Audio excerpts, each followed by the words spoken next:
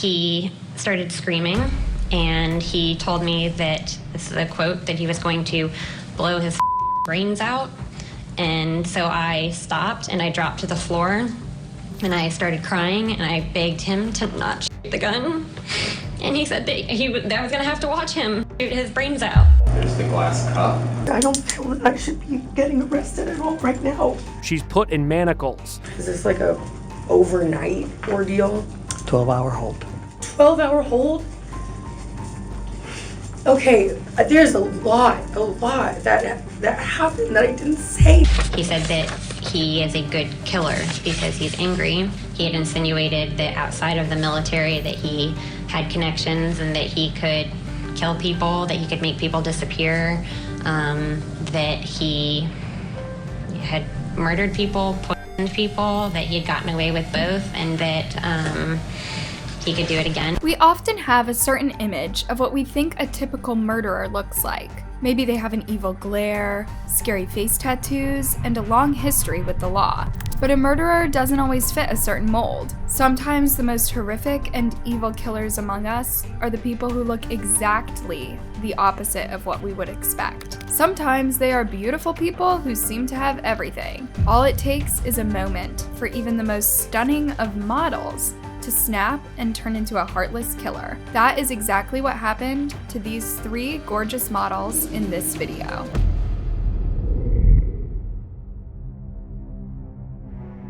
We are learning more this morning about the social media star now accused of murdering her boyfriend. She was arrested in Hawaii, and now authorities are releasing new video evidence in the case. Courtney Clenney of Austin, Texas seemed to have it all. The 26-year-old, who also went by the name Courtney Taylor, boasted a 1.9 million followers on Instagram. She was beautiful and was even making some big bucks through her looks on an account on OnlyFans. It was reported that she had made around $3 million through the site alone.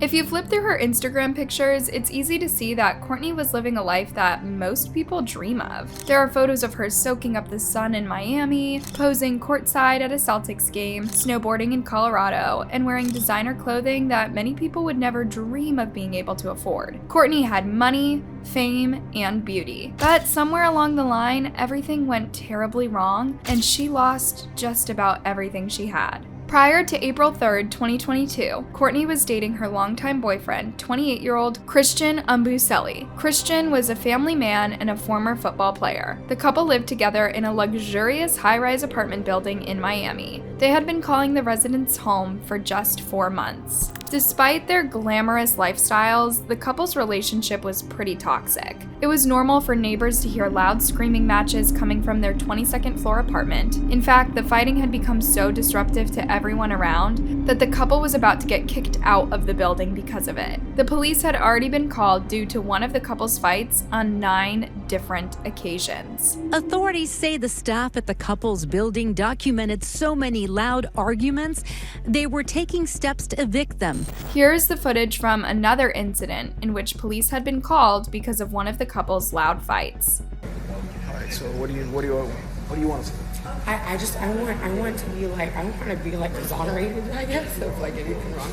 Newly released body camera video shows OnlyFans model Courtney Clenney asking to be exonerated just days before her boyfriend was stabbed in their Miami condo. It was Courtney, not Christian, who had a reputation for being loud, obnoxious, and aggressive. It was because of yet another loud screaming match coming from the couple's apartment on April 3rd of 2022 that the building's security came to knock on the door. It was this day that the couple would have their very last fight, and it was a big one. At some point while the couple argued, Courtney grabbed a knife from the kitchen and hurled it at Christian, striking him. A short time later, 911 calls came in. Christian could be heard in the background repeatedly saying that he was dying and he could not feel his arm. Meanwhile, Courtney could be heard apologizing to her boyfriend, saying, "I'm so sorry, baby." By the time the paramedics arrived, it was too late. Christian was pronounced dead. Courtney admitted to throwing a knife at him, but said she did so in self-defense and said that he had come after her first. She also said that he had grabbed her by the throat and thrown her against a wall. Despite everything, Courtney claimed to still love Christian. Watch this video as she officially learns that Christian has died. She appears shocked, but is it all an act? Unfortunately, the doctors did what they could, and Christian is dead. Yes. Oh my God. Christian hadn't been known as a violent person, but was there a side to him that only Courtney saw? What was the real truth? Following Christian's death, Courtney wasn't charged with anything right away. In fact, she seemed to go about her life as if everything was completely normal. She even went on vacation in Hawaii, likely in an attempt to try and avoid any attention that may be focused on her in Miami. But going to a different state would not be enough for the Instagram star to avoid the public eye. While stopping by a hotel bar in Hawaii with her dad, Courtney was recognized and called out by some women who began recording her. Yeah, let's all videotape her. Right now, you should go. Yeah, you should go. Because you just know my boyfriend. Yeah, you did. Courtney appeared irritated and tried to brush off their remarks, but ended up stomping out of the bar before she could draw more attention to herself. Courtney was officially charged with Christian's murder and arrested on August 22nd, 22. This morning, social media personality and OnlyFans model Courtney Clenney, also known as Courtney Taylor, has made her first court appearance in Hawaii after being charged in the murder of her boyfriend. Investigators releasing this video from earlier this year. Before Courtney's arrest, a video had come out that makes her look incredibly guilty. It was security footage taken from inside an elevator at their apartment building. In the video, Courtney looks extremely angry and starts striking Christian the second they both walk into the elevator. He doesn't hit her back, but tries to block her punches by holding her back. This goes on and on for almost a full minute before the doors finally open and the two leave the elevator. This wasn't the first time Courtney had been violent with Christian. In fact, she was even arrested for domestic violence in an incident in Las Vegas just months before he was killed. My boyfriend and I just got into like a loud argument. The police video begins at a Las Vegas hotel after Courtney Clenney called security from her room. Her boyfriend, 27-year-old Christian Obumseli, says Courtney had just thrown a glass at him. Wrapped up in a blanket while sitting in an investigation room, Courtney said that she knew Christian would never hurt her. I decided to call because we were getting really loud. It wasn't because I was like scared or anything. He wouldn't hurt me. Did you throw a bottle at him or a glass at him? You say you've done it before. Yes. After Christian and Courtney were taken into custody, hotel security guards decided to check out their room. It was an absolute shambles. There was trash and clothes strewn everywhere, and it didn't take them long to find the evidence of the glass Christian said Courtney threw at him. This would be enough to arrest Courtney. When she realizes how much trouble she's in, she seems to be shocked and tries to change her story. There's the glass cup. I don't feel that I should be getting arrested at all right now. She's put in manacles. Is this like a overnight ordeal? 12-hour hold. 12-hour hold? Okay, there's a lot that happened that I didn't say. But at that point it didn't matter. She was taken to the station where she would have to await her court appearance. Video was shot in July last year. The case was later dismissed. If that first domestic violence case hadn't been dismissed and Courtney had spent some time in jail for assaulting Christian, it is possible his death could have been prevented. Following her arrest, Courtney looked a lot different in court than she looked in her popular Instagram photos. It's hard to believe this is even the same person. Her hair was disheveled, her makeup was smudged, and she definitely didn't look very confident. And Ms. Clenney, how old are you? I'm 26. So what exactly did this arrest mean for Courtney? Was she going to be able to talk her way out of this one, or was she looking at possibly spending the rest of her life behind bars? Clenney has waived her right to an extradition from Hawaii, meaning she'll now return to Florida to fight the murder charge. Following Courtney's arrest, her lawyer issued a statement, again claiming that Courtney had been acting in self-defense when she used that knife to kill Christian. None of this was intended, and Courtney is struggling mentally with the aftermath of what occurred that evening. This is a tragedy for all involved, but it was not criminal conduct. Courtney was defending herself, and the investigation will reveal exactly that. The lawyer who was representing Courtney also told the judge that he believed that there was nothing about this case that warranted a probable cause for second-degree murder. I can go on all day, Judge. At this stage, it is inappropriate for a first appearance judge to be addressing these substantive matters on this proceeding. This is something that counsel should raise through written motion before the trial court. Ultimately, the judge said that she simply did not have a strong enough understanding of Courtney's case to make any sort of ruling at the time. She decided to pass it over to a different judge. I don't want to make any sort of ruling and then jeopardize whatever right for review you'd have in front of a judge who may be more familiar with the facts of the case. I understand, Your Honor. For all those reasons, I'm going to abstain at this moment from interjecting my opinion and allow this case to be reset in front of the judge who's going to be handling the case. In the wake of news about Courtney's arrest, one of Christian's close family members came forward to make a public statement on behalf of the family. Other family members could be seen wiping away tears as she spoke. Devastation doesn't quite describe what my family is experiencing right now. Yesterday, we finally told our 93-year-old grandmother that her grandson, who was expected to come home to Texas to visit for his 28th birthday, will no longer or ever be returning home. This was a confusing period for Christian's family, as they now not only knew that their loved one was dead, but that he had been murdered. We have not had an opportunity to even start to grieve the loss of our family, of our brother, cousin, son. While Courtney may have gotten lucky in the past with the previous case being dismissed, getting out of a murder charge was not going to be as easy. Her best hope was to get bail so that she could await her trial from the comfort of her own home instead of behind prison walls. But she was not that lucky. So last month, Clenney and her attorneys had been asking the judge to let her await her murder trial at home with her parents while on house arrest, but that judge today saying she would not get that opportunity. Instead, she will remain in custody. Christian's family members were relieved to hear that the woman accused of killing their loved one wasn't going to be getting out of jail anytime soon. They are very grateful, and their faith in this system has been renewed. Relief from the family of Christian Obumseli after a Miami-Dade judge announced Courtney Clenney would remain behind bars until her murder trial begins. Courtney seemed to be taking the news pretty hard as she used a crumpled tissue to wipe away her tears as she sat in the courtroom. She was getting dressed in a red prison uniform and wore her hair in a tight top knot, much different than the glamorous long waves she was known for showing off on social media. Obviously, we're disappointed with the judge's ruling. We're going to dissect her opinion.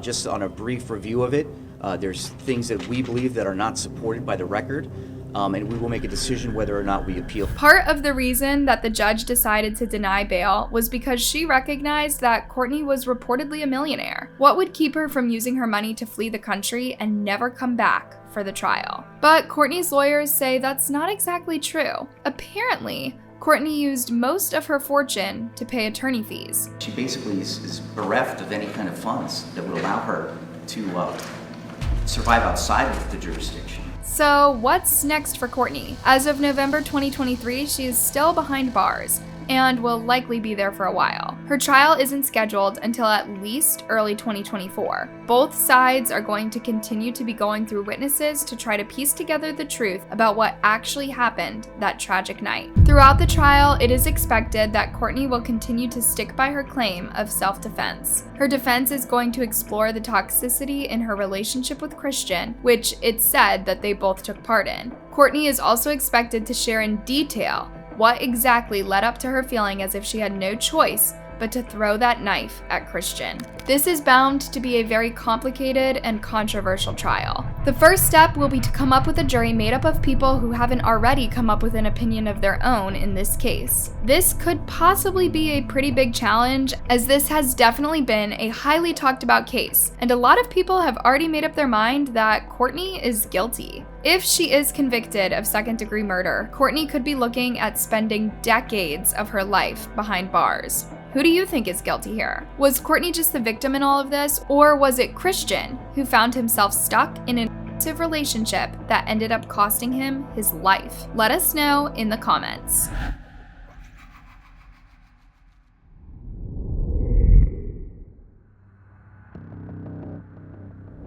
alleged, and we had the obligation to establish that there was an objectively reasonable expectation that she would suffer great bodily injury or death, and that knowing what she knew about Douglas Benefield, the force used was reasonable. Ashley Benefield, now a 31-year-old former ballerina from Florida, is accused of killing her husband in September 2020. Ashley allegedly used a firearm to kill her 58-year-old allegedly abusive spouse, Doug Benefield, inside their Lakewood Ranch home. Because of her reputation as a husband-killer ballerina, she has earned the title, the Black Swan.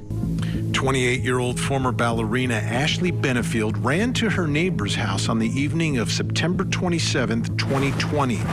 She said she had been attacked. She also said she shot her attacker, a man named Doug, her 58-year-old husband. At the time all of this happened, Ashley and Doug were already separated and were going through a brutal custody battle over their young daughter. Throughout the battle, Ashley had made startling allegations against Doug, even claiming that he had poisoned her before. However, the final decision about custody was never made because Doug was killed before he made it to court. Ashley is now charged with murder and claims self-defense, although she has never given a statement with her version of what happened that night. She did, however, testify in the custody case. Ashley and Doug had a whirlwind relationship. They got married after just 13 days, and then she got pregnant not long after that. The happiness they spent together was pretty short-lived before they turned into absolute enemies with a very violent relationship. But was it Doug or was it Ashley that was the real abuser? While in court for the custody battle, the judge presiding over the case believed Doug over Ashley. He believed that Ashley's claims that Doug had been hurting her were not credible. Now, it is not just a judge that Ashley will have to convince that she's telling the truth, but a whole jury. That means that at some point, she's going to have to start talking. I don't see any way around it. She's got to tell the jury what happened in the moment that she shot and killed Doug. She has to. I mean, not legally compelled to, but if you want the jury to come back and say not guilty, you've got to tell them what happened. During the custody battle, Ashley did have some things to say, and her testimony, although not captured on video, was captured on audio recording. Some of those recordings are now public. Listen to this and decide whether you think Ashley comes across as a scared and abused young mother, or someone who is making everything up. In this clip taken on July 30th, 2018, she is talking about how the abuse she suffered at the hands of Doug began. That was probably one of the first things that had started, was a lot of kind of verbal scare tactics, I suppose. I'd known he was in the military, but he had told me about how he was an angry person and how he had been raped as a teenager, and that he went into the military because he was angry and it was a good avenue for his anger. The way that Ashley describes her husband is pretty scary. She describes him as a powerful man with a lot of important connections due to his history in the military. He said that he is a good killer because he's angry. He had insinuated that outside of the military that he had connections and that he could kill people, that he could make people disappear, that he had murdered people, poisoned people, that he had gotten away with both, and that he could do it again. Ashley went on to say that her husband had always been confident that he could do whatever he wanted and get away with it. He knew that nobody would ever find out what sort of crimes he had committed. If this is truly the type of person that Doug was, then it would seem to make sense why she claimed to have been terrified of him and afraid for her life. He came home from work early, and I was in the bedroom, and he came in, and he immediately became very angry and started accusing me of not loving him, and said that if I had loved him, that I would have responded with a kissing emoji or a heart back. Heart emojis hardly seem like something that a grown man in his late 60s would be arguing with his wife about. Could Ashley's lack of affection in her text messages to him really have made him that angry? Like, he had turned to walk away from me, and he was standing in the opening of the closet, and I was standing right on the outside of the closet, and he turned around and he punched a hole through the wall with his fist. It was at this point that Ashley says that things took an even more dangerous and dramatic turn. He pulled the gun out. I believe it was in his boot, and he pulled it out and he started waving it around.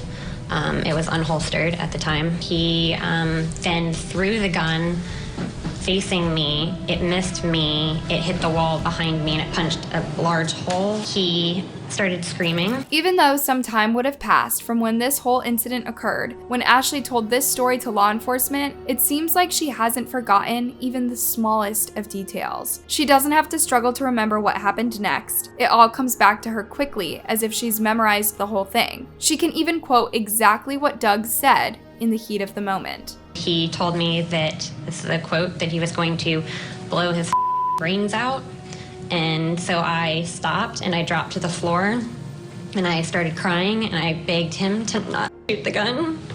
And he said that I was gonna have to watch him shoot his brains out. Doug didn't end up taking his own life that day, but Ashley said that this incident convinced her that she was no longer safe around her husband and that she needed to leave him once and for all. She waited until a day when she knew he would be out of the house to gather up her stuff and prepare to leave him. So I went to the house and I grabbed a bunch of my clothes and things out of my drawers that all belonged to me. When I had been brought down to Florida, I didn't have anything with me. So you went in the home, took your physical possessions? Correct, yeah. Ashley told detectives that she only took her own belongings, but didn't touch any of Doug's things. Before leaving, she wrote a note for Doug and left behind for him to find it. I outlined some of the reasons why I was leaving and doing what I was doing. I explained very clearly how he had scared me and that I wasn't okay with the way he was treating me. I also talked about the different problems that there were in the house. By problems, Ashley was referring to what she said were frequent angry outbursts that Doug would have that seemingly came out of nowhere. She says that Doug's anger caused him to act irrationally and that he sometimes even put her in danger. And he scared me. Like one time he actually ran up on a curb, through grass, almost hit a tree because he was yelling and screaming at me. He made a U-turn, drove home on a road that speed limit's probably 25. He was probably going 50, 60. Pulls into the driveway. I thought he was gonna just drive straight through the garage. Is Ashley just a really good actress? Or did Doug really do all of these crazy and horrible things to her? And why is it that she was so eager to discuss all of these incidents from the past in such great detail, but she still hasn't explained what happened in the moments leading up to Doug's death? Those are the questions that only she has answers to. In July 2023, Ashley's legal team filed a motion requesting that the case against her be dismissed due to something called the Stand Your Ground law. This law basically states that you are allowed to use lethal force to defend yourself if you are in a situation where your life or someone else's life is in grave danger. This is what Ashley claims she did. The judge denied the motion to dismiss the case. This means that she will have to go to trial. It is not yet clear when that trial will be, but it is expected that Ashley is going to stick to her self-defense claim moving forward. Do you think that Ashley is innocent, or did she kill her husband just to make sure that she would never have to share custody of her daughter with him? Let us know what you think in the comments.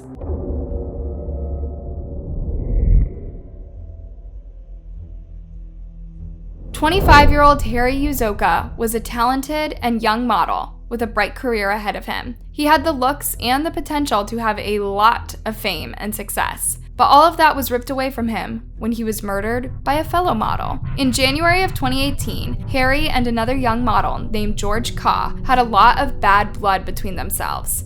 Not only were they competing against one another in the modeling agency, but they were competing for women's hearts as well. Harry had become enraged when he learned that George had slept with his girlfriend, a woman named Ruby Campbell. George and Harry began to argue over text messages, and it was soon decided that they were going to meet up at a local spot to get into a physical fight. But what Harry didn't know at the time was that this was definitely not going to be a fair fight, because he wouldn't just be fighting George. George was bringing along 2 friends, and all of them were armed with weapons, including knives and a machete. Harry, who thought that this was just going to be a classic fight, wouldn't even stand a chance. While his friends helped him, it was ultimately George who took a knife and pierced it through Harry's heart, killing him. He would be sentenced to life in prison with a minimum of 25 years. The friends he had brought along for the fight would also have to pay a pretty hefty fee. Mercedes Dincada was convicted of murder and sentenced to life with a minimum of 22 years. Meanwhile, Jonathan Okigobo was convinced of manslaughter and sentenced to 13 years behind bars.